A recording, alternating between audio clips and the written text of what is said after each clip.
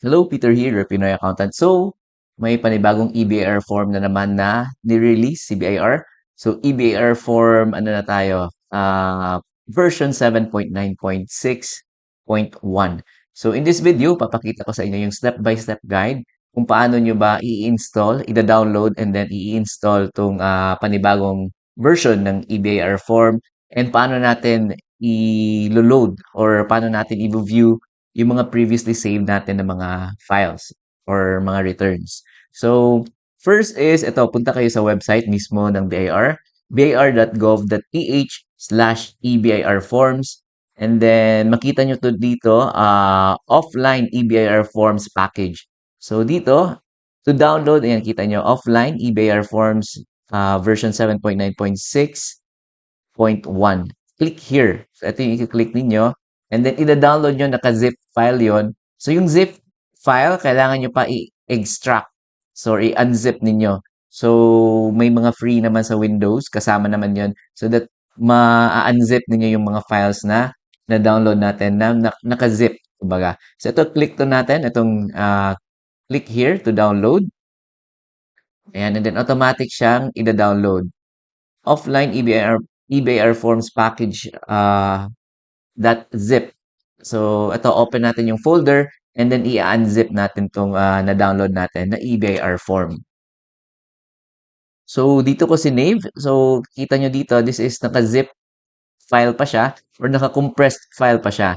So, yan, kita nyo, 7.9.6.1 setup.zip.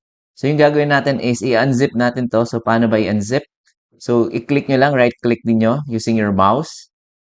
Ayan, and then, piliin nyo itong extract all. And then, automatic niya kung saang folder nakalocate yung installer ninyo, doon niya i-extract yung file. So, pwedeng same destination lang din. So, click nyo yung extract na button. Ayan. So, ito na yung extracted na file. So, kita nyo hindi na siya .zip, .exe na siya. So, yung next step natin is before nyo i-double click or i-enter itong setup, i-right click nyo muna and then dito kayo sa properties. And then dito sa baba, kita nyo may security. Ayan, i-check nyo muna itong unblock. Ayan. And then apply. Kapag hindi nyo chinek yung unblock, so iba-block siya ng Windows. So hindi nyo pa siya directly ma-install. But may option din doon to install to proceed. But mas easier if i-unblock nyo na lang dito yung exe niya mismo or yung application niya mismo. And then, ito, once na-unblock na ninyo, ayan, pwede nyo i-double click. So, ito, lalabas tong EBIR form setup wizard. Ayan, click nyo lang yung next. And then, dito tayo sa, to continue, click next. So, usually yung ginagawa ng iba is in-overwrite lang nila yung previous na install nila na EBIR form.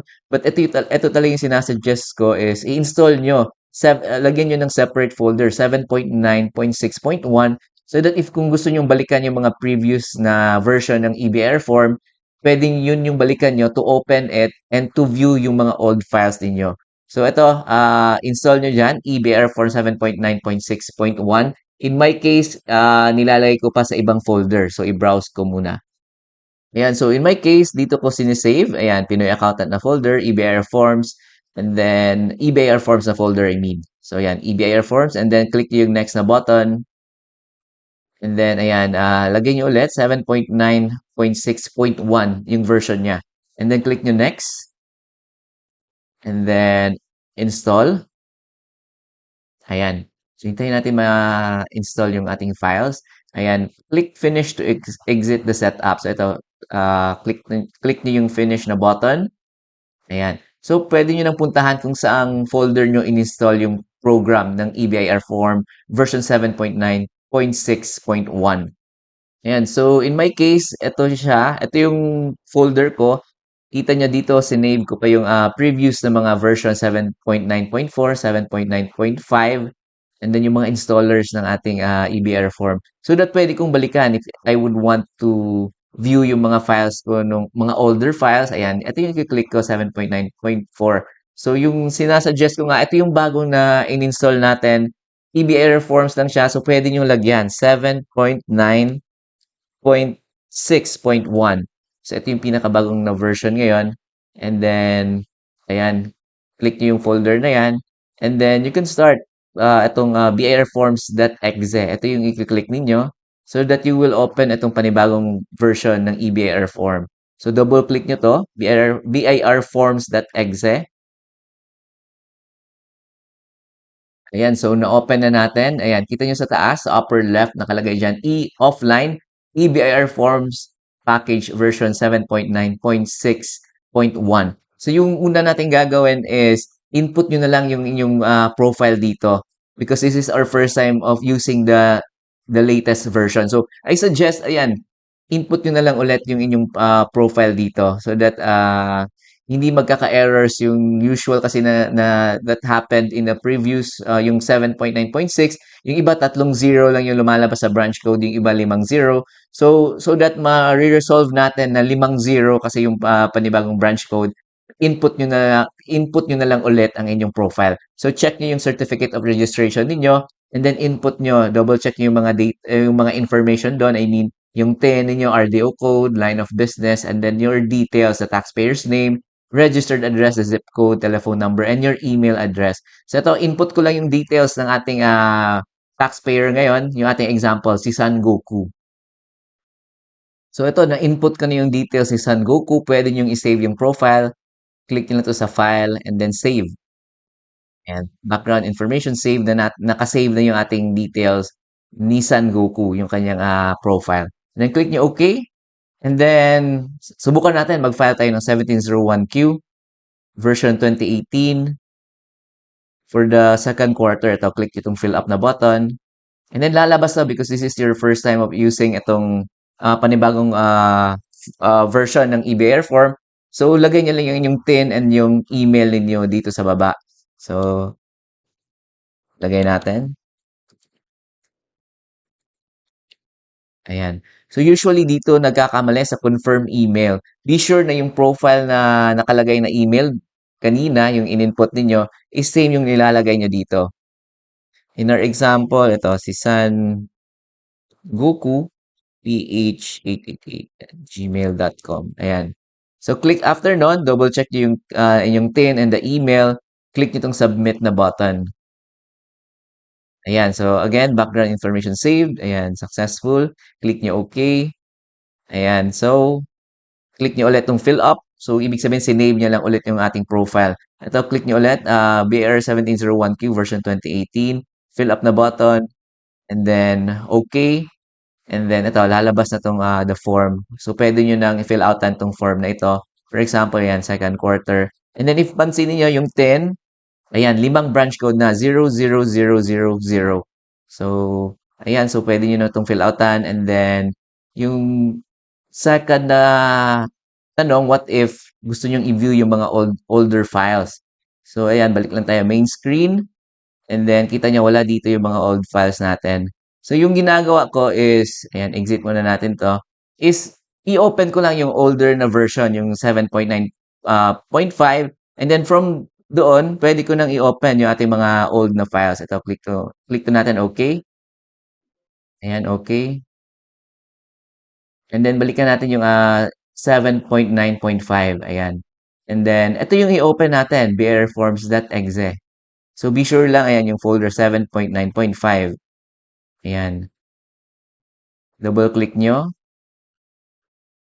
Ayan. So, ito yung kita nyo sa taas. This is the old version, 7.9.5.0 pa lang. So, again, lagay natin yung pin.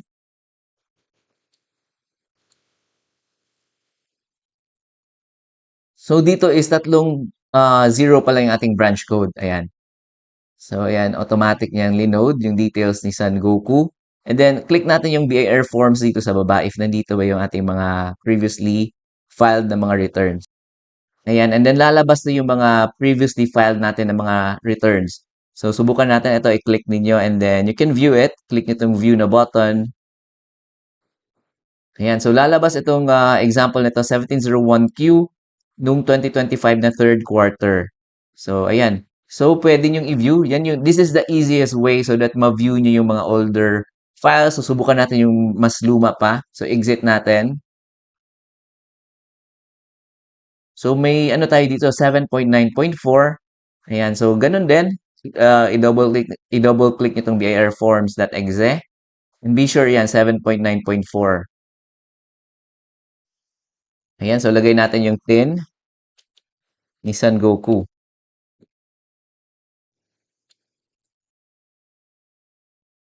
Ayan. And then, dito sa list of BIR forms, subukan natin. 1701Q version 2018. Ayan. So, lalabas itong mga old pa natin na file. For example, ito, 2025 na first quarter. So, i-click ninyo. And then, pwede nyong i-view. Ayan. Click nyo ulit yung view. So, ayan. So, ito na ating na-file ng 2025 na first quarter na 1701Q. And yung sinasuggest ko din is i-print din ninyo so that at least may PDF copy kayo in case na hindi nyo na ma-open itong mga EBR forms na old na version. So at least may backup pa kayo. So yung third naman natin na scenario is what if gusto nyo talagang yung version 7.9.6.1, what if gusto nyo doon talaga mag-a-appear yung mga old files niyo? So ipapakita ko sa inyo yung step by step. So ito, close muna natin tong old na version. Ayan, exit muna natin. Ayan, so ito example, gusto nyong ma-view yung 7.9.4 na yung pinakita natin kanina is actually nandun lang yun sa inyong save file na folder. Kita nyo to dito. Again, this is the 7.9.4 and if ever na overwrite or the same folder yung ginamit ninyo, actually you can still see the files. Ayan, ito yung kung saan natin siya in-install. So, hanapin nyo, may save file dyan na folder. So, i-double click ninyo. And then, ito yung mga old na mga files na sinubmit natin. So, ayan, kita nyo dito, we have here 1701Q, the quarter 1. So, for example, ito, gusto nyo na mag-appear to doon sa inyong panibagong version. Yung gagawin nyo muna is, kita nyo dito is tatlong zero pa lang yung branch code niya. Kita nyo, 000. So, yung gagawin nyo is kailangan nyo siyang gawing 5 0. Ayan. And then, the second file, ayan, gawin yung 5 0. Ayan. So, once na rename na ninyo, ayan, kita nyo, 5 0 na yan. So, pwede na itong i-copy ninyo dun sa panibagong folder ng yung 7.9.6.1 na. So, yan, i-highlight na yan, then Control C. And then, punta tayo sa folder ni 7.9.6.1. Ayan, and then dito sa save file, i-paste nyo yun. Ayan. So, ito na yung mga old na mga files natin. So, subukan natin if ma-open ba. Again, this is for the 7.9.6.1. And then, double-click nyo again itong birforms.exe. And then, hintayin natin ma-open yung version na 7.9.6.1. Ayan, lagay natin yung tin. So, kita niyo 5 0 na to because this is the latest version, 0.1 na. And then 1701Q, version 2018.